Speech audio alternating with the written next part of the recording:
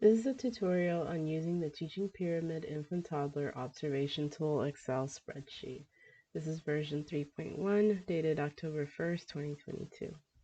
When you first open the spreadsheet, make sure that you enable macros, or that if it says, do I enable macros, say yes or okay, whatever the message might be. Usually it's just enable is what you would press. Because the spreadsheet does need it in order to function correctly. When you open the spreadsheet, you'll first see an instructions tab, and how many tabs you see down at the bottom really depends on where this bar is, so how far it reaches to the left. And you can move this, because if you go and hover over those three little dots down at the bottom, so I'm at the bottom of the screen, and you hold down your left mouse button, you can actually move this bar back and forth to make it larger or smaller. So if it you want to see all of the tabs, and you can just move it over to the right to make it smaller. And then so you should have a couple different tabs down at the bottom. The instructions tab has my name and my email in case you have any questions or you run into any issues, and then some brief instructions, and then the link to this data entry tutorial. The next tab is the customizations tab. Now this customizations tab, the only thing you really need to do here is decide on a common administration period, basically the nomenclature. How are you going to group your data? So when we are going to look at data across all teachers, we want to be able to look at them across a specific time period versus the different dates that they had their TPITOS, because we know that observations can happen across multiple dates. And so it's more difficult to aggregate the individual teacher data by individual dates. So what we're looking for here is just a common administration period of how you want your data to be grouped. And so you can use fall, spring, summer, whatever, if that makes sense for your program. So if you do use fall or spring, you want to make sure you have the year attached to that. So fall 2022, spring 2023, and so on. You can do TPITOS. So if you want to look at data, you're not as interested in the date, but you're more interested in whether this is my first TPITOS versus my second or my third, etc. So you might use TPITOS 1, TPITOS 2, TPITOS 3. Maybe you want to use quarters or date, month ranges. You just have to make sure that you plan that in advance.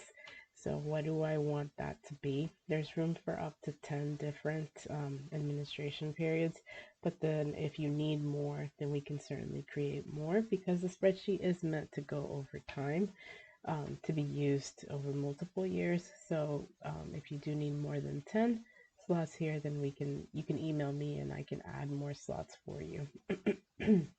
You definitely want to figure that out ahead of time.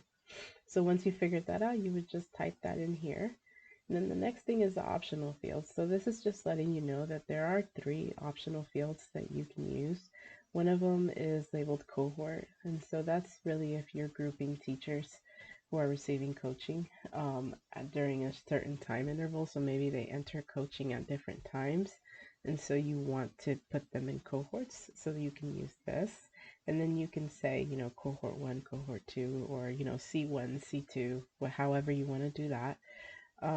Coach ID. So this is also, if sometimes coaches have their own TPITOS spreadsheet, but then if they all belong to one program, then the program data coordinator might want to put all of the coaches' data on one spreadsheet. And so this is when the coach ID column would be really nice, because then you could filter data and look at it at just by coach. And so then that's when you would use this column. And then program type. So if there's a unique program type or something, anything else, any other characteristic that's unique that you want to label your data by, because this is also it's a filter for your data that will aggregate your data by whatever you're putting here in these columns. You can use that here. There's nothing you need to do on this tab about these columns. These columns are already in the data entry. But what you could do is put notes here. So if you want to say, yeah, I'm using, C1, C2, C3, etc. If that's what you're using for cohort, you can write that down. You can put a little notes here and just say that that's what you're doing. Or program type, say you're not going to use this column for program type, you're going to use it for coaching type, and whether it's group coaching or individual coaching, so you can decide how you want to use these three columns or not to use them at all, but they are there for you to use.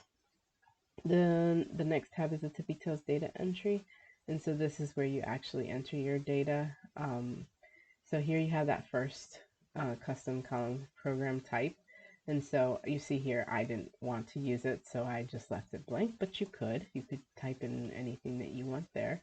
Your teacher ID, your cohort, that's your other custom um, custom column here. And so here I'm using 1 or 2. My coach ID, I'm putting that in. Oh, and this is actually your custom program type. This is your custom column, not this program ID. This program ID really is for the program level if you're aggregating different practitioner coaches data into one spreadsheet, if you're not doing that already. A lot of people don't use this column. It stays empty. And then, but again, this program type is that that very specific, custom field that you're going to use. So you have to make sure whatever you type here that you're using it consistently, because it's going to aggregate data by whatever you type in here. So you just want to make sure that it's consistent. Then your date. So then you'll just type in your date here, and then the common administration period, that's from that customization tab. When you first open it, you might have to scroll up because you might only see some of them. So you'll see those options that you've typed in, those are here.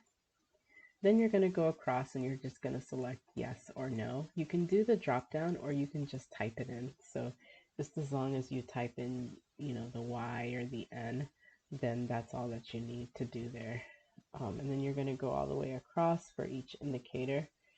And then until you get in the end, then you have your red flags. And then here you're saying, yes, it's a teacher red flag.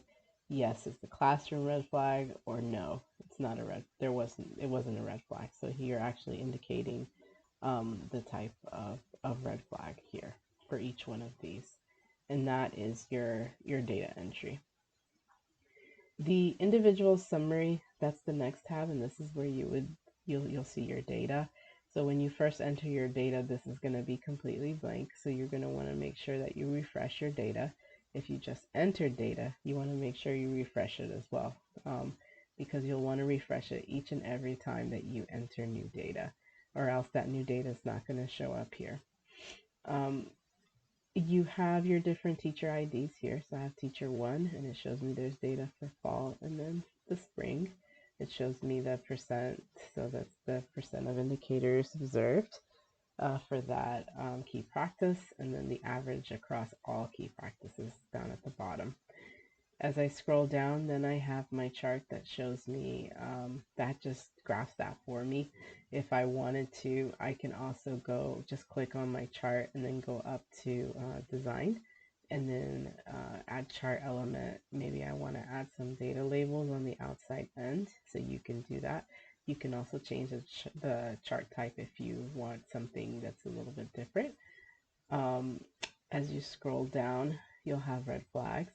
So it'll have your teacher ID, and then each time that they've had a teapot, and then it tells you how many red flag totals, and then for which type of red flag, teacher red flag or a classroom red flag, and then it has that in the chart here. Then as you scroll down, then it tells you exactly which red flags. So we know that in the fall of 2022, teacher 1 had 4 red flags total. And if I come here, then it tells me that it's red flag number 1 was scored a yes in the fall. So that 1 is a yes, 0 is a no.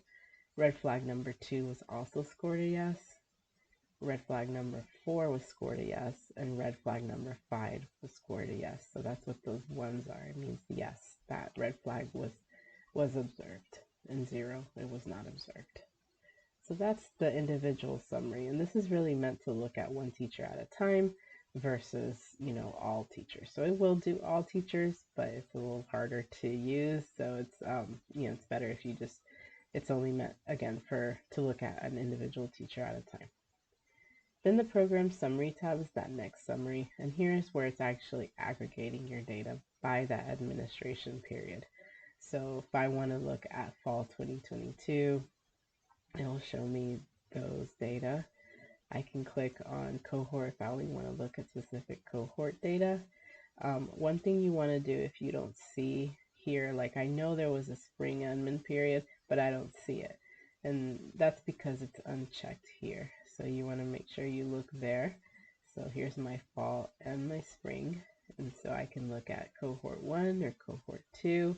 If I had multiple coaches, I could click on a coach ID here. If I had used that program type column, I could click on here to filter data that way. And then I can also look at it to see by a certain time period. If I only want to look at the spring or only want to look at the fall, then it'll show me those data as well. So there are different ways to filter your data by whatever you are interested in.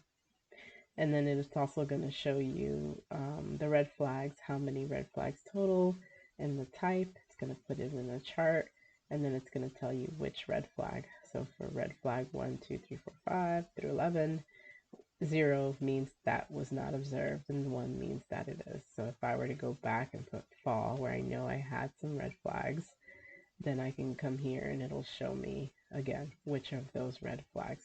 I only have 2 teachers in here, and one of them doesn't have fall 2022 data, so it's it's pretty straightforward. It's just going to look exactly like the individual summary tab, but if you had multiple teachers, then that's where this program summary tab is really going to look different from your individual summary tab, where you're just looking at one teacher at a time. And you'll see that I clear these filters as I move on in my tabs, just because I like to make sure that they don't stay checked off. If you have this blank showing off, you want to make sure that you remove that before you look at your charts. And the one way to do this is just go to this first slicer filter here, click on this multi-select tool, and then just click on blank, and that removes it from your table and then from your charts. So now you're able to see aggregated, my fall and my spring administration periods. So that, and then that's also true here, looking at fall, spring, or whatever, whatever you've chosen to look at.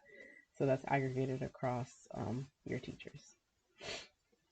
Next is Fidelity tab. So this Fidelity tab is just charting again. It's just doing your teachers. So teacher 1 in the fall, this was their average across key practices and their total number of red flags. For the spring, this was the average and the total number of red flags across both administration periods. The average is 81.3 with 4 red flags, total red flags. And then it has your teacher 2. And then it has it charted here as well. And then here you can do that same thing. I only want to look at fall scores across all of my teachers. So you'd have all your teachers here with their fall scores, and they would be charted as well. Or maybe I only want to look at cohort 2 teachers. So you can use your filters to, look at whatever it is that you want to look at. Then the item by item analysis. So this one does look at item by item. So here I have each of the indicators, and then how many times that was scored a no. So if it was not observed, so CBR1 was not observed in one of my observations for the fall, but CBR2 was not observed in 2 of my administrations in the fall. So that's what these numbers mean. So if I have 2 teachers and they both scored a no on CBR2 and this DWR1, then that might mean something that I might want to look at a little closer. And then you have your filters here that you can filter by. If you only want to look at spring, look at fall, you can use any of these filters here. And I'm going to deselect that blank so I have a cleaner, so I can see the tables cleaner. And so you'll see, over time, you'll see that maybe there's certain indicators that teachers just they're you're scoring no more often for certain indicators, so maybe that might be a key practice or an area you want to look at. And then that's also in table form. So CVR, here's each one of those indicators for this item. And then it gives you a total for that teacher and then across all teachers. So you can see here, maybe this one here, CBR2, is something we need to look at. If we look at DWR, we can see that maybe, there's a little bit more that we might look at here, etc. So then it'll do that for each one of your teachers, and you can look at it that way. If you're not as interested in whether if it was fall or spring, you can click on this little minus sign next to the teacher, and then it just collapses it so you can see it across whatever administration period. These are the numbers of times that indicator was scored as a no. And so that it does this for each one of the items. So some people find that really helpful and some people don't use it. So it just really depends on whether it's something that you think you will use or not. It'll do it regardless. But it definitely, some people don't use this tab as much. So again, if you have any issues as you're using it, my email is right here. You feel free to email me at any time. If you have any issues with the spreadsheet, is there something custom that you're doing that you might need a little bit help with? I can also help with that. And yeah, so anytime that you need help, please feel free to reach out.